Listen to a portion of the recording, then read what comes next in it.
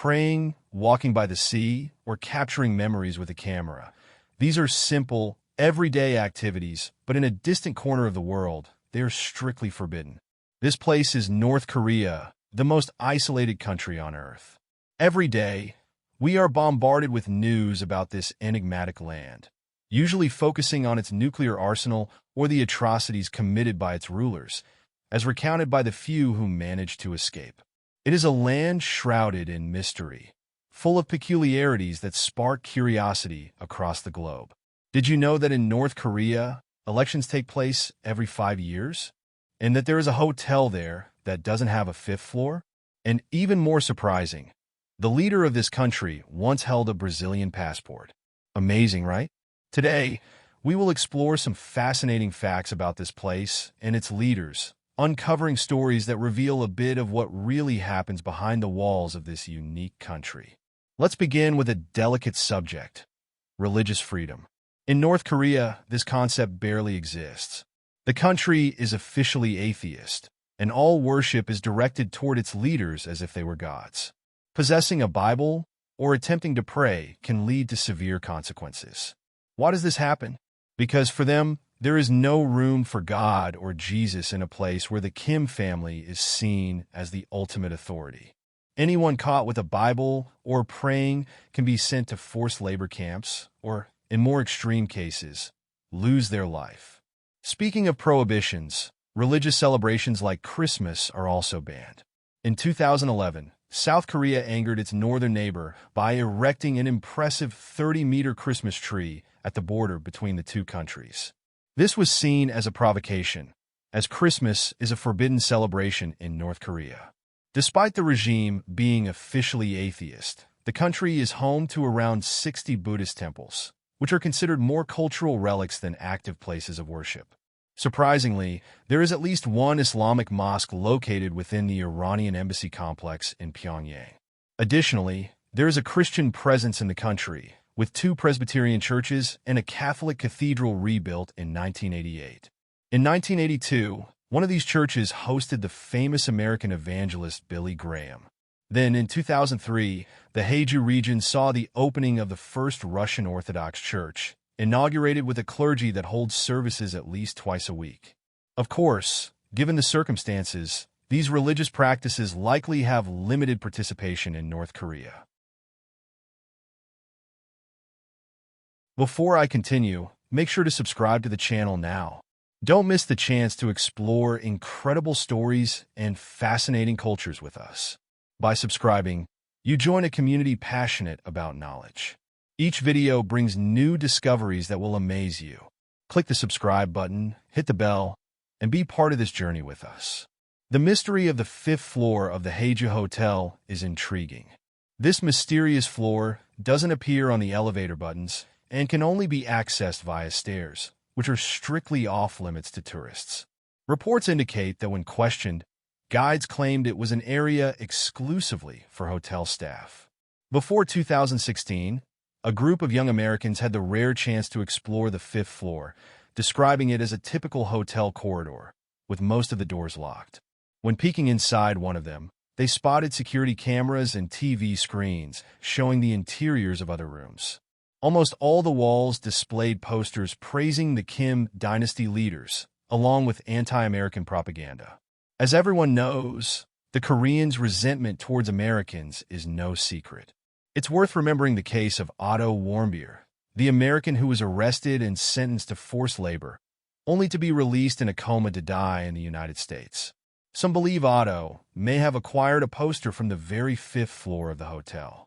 Another curiosity about this hotel is that it is a 105-story skyscraper that has been used since 2018 to display advertisements from the Workers' Party of Korea, WPK, on a large LED screen mounted on its facade.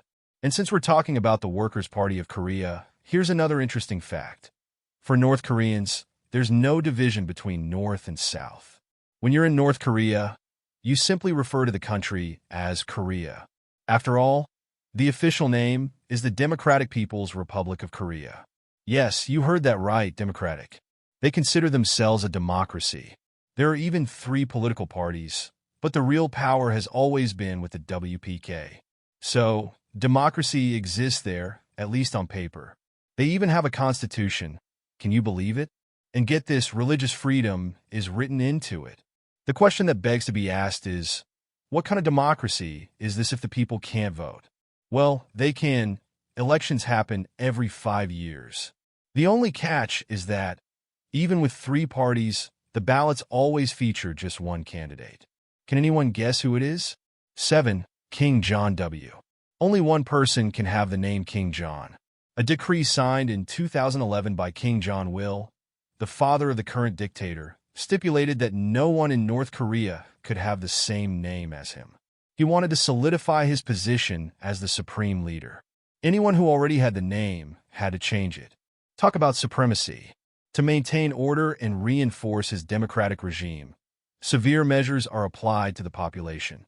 Challenging the leader's authority, failing to follow the cult rituals, or disagreeing with the great leader's ideologies can result in punishments ranging from long work sentences to the death penalty.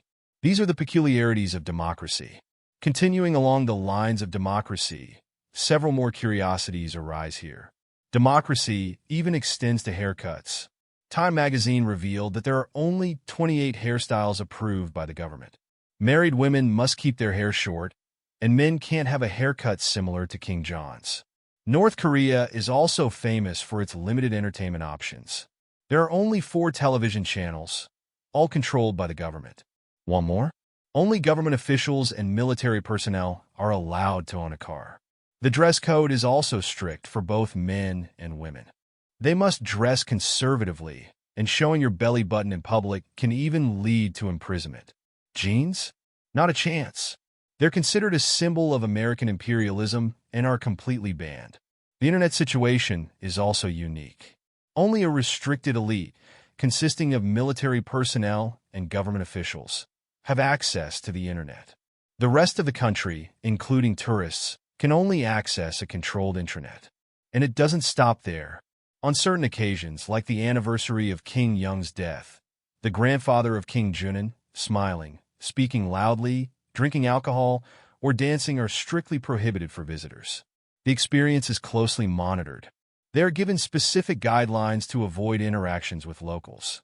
Even foreigners who choose to live there face restrictions, such as enrolling their children in specialized schools and not being allowed to use public transportation alone. All of this is meant to prevent direct contact with the local population. Making international calls? No way. Cell phone SIM cards are blocked to avoid any contact with the outside world. And if you think only criminals are punished, you're mistaken. Having a relative involved in criminal activities results in severe consequences for the entire family. Parents, siblings, children, grandparents, and uncles can be detained and sentenced to hard labor, or even face execution as punishment for a family member's crime. Additionally, disrespecting the image of the leaders is unthinkable. If you pass by a statue or poster of the Kim family members without bowing, imprisonment is almost certain. Even folding images of the leaders is strictly prohibited. Newspapers, which are state-run and filled with photos of King Junin, cannot be folded in any way. Doing so is considered heresy. And I don't even need to mention that North Koreans are still not allowed to leave the country. Only in rare cases approved by the government is it permitted. Now, let's talk about education and reading, which occupy our top C. According to Article 43 of the North Korean Constitution, the state is responsible for providing all necessary education to form reliable revolutionaries who fight for society and the people. The educational system is designed to make children devoted to political leaders, portraying these figures in books as divine beings. The biography of the former leader, King Il-sung, for example, presents him as a divine figure, capable of even influencing the weather, among other things. It claims he wrote 2 operas and 1,500 books during his university studies, in just 2 years, describing his birth as being announced by a double rainbow and the appearance of a completely new star in the sky over Mount Pakdo, the highest mountain in North Korea. It also states that he learned to walk at 3 weeks old and began speaking at 8 weeks old. In addition to venerating the leaders, children undergo military training, preparing for potential war situations. They learn to march, self-defense techniques, and participate in mandatory summer courses focused on military training. School tasks, whether in math or Korean language, are designed to foster a sense of hostility toward Americans and Japanese. As for reading, state control is evident at the Pyongyang International Bookstore, which, according to the L Times, doesn't sell books by foreign authors but instead offers works by Wai Sung and King Jong-wai, translated into various languages. 4 fake cities. Taking the 4th spot on our list, we need to talk about these fake cities. In this category, meet Kungdong, a city with elaborate facades designed to look prosperous, located near the border with South Korea. In Kong, also known as Propaganda City, it gained international attention for appearing real and thriving. Situated in the demilitarized zone, it is an urban area with skyscrapers and a flagpole, supposedly inhabited by patriotic North Koreans. But why build these cities? The answer seems to be to showcase prosperity and strength, deceiving foreign observers. North Korea seeks to maintain the image of a strong nation, even though the reality is quite different. And here's another interesting fact about that flagpole. Have you ever heard of the flagpole war in the 80s, when South Korea built a 98.4-meter high flagpole near the DMZ? The North Koreans responded by constructing a 160-meter high flagpole. 3 monuments. Speaking of buildings, did you know there's a triumphal arch in North Korea? It was unveiled in 1982 to celebrate King Wai Sung's 70th birthday. The capital of North Korea proudly houses the world's deepest subway station, an incredible 110 meters below the surface, taking passengers on a journey to the center of the Earth. The extreme depth serves not only for aesthetic purposes, but also as a safe refuge in case of an enemy attack. Another remarkable structure is the May Day Stadium in Runggrado, the largest stadium in the world, located in Pyongyang. With a capacity of 150,000 people, it hosts nationalist performances of Arirang, where a crowd gathers to create giant mosaics and perform highly synchronized choreographies. Interestingly, there was a tour by the now-defunct Club Paulista. Atlético de Sorocaba played in this stadium in front of more than 80,000 people against the local team. A curious detail is that the Korean spectators thought they were watching the Brazilian national team, not a low-profile club from the country of football. 2 Brazilians with Brazilian passports. And since we're talking about Brazil, in our second spot, we have a Brazilian Kim. According to information from the Brazilian Foreign Ministry, Kim Jong-un and his late father had Brazilian passports issued in Brazil by the federal police, and it was based on these documents that they obtained new passports issued by the Brazilian embassy in Prague. Interestingly, according to a 2011 report by the Japanese newspaper Yomiuri Shimbun, King Jong visited Disneyland in Tokyo in 1991 using his Brazilian passport. A Disney and pop band at the top of our list. Let's talk about the eccentricity of King Jong-un. We all know he's not a fan of the United States, but there's one notable exception, Mickey Mouse.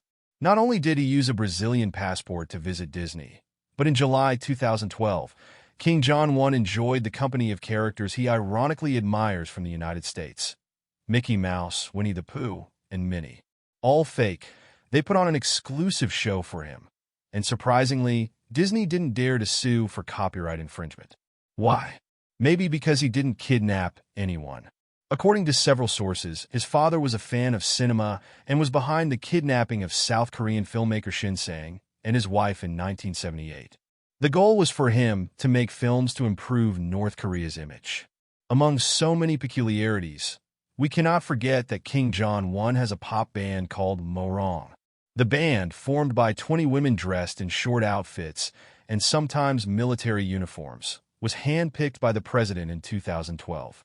In 2015, the group performed in China alongside the Chinese military orchestra, marking the band's first international trip. And so, we conclude our journey through North Korean curiosities. If you like this content, don't forget to like, share, and subscribe for more videos like this. Thank you very much for watching. Hugs, and see you next time.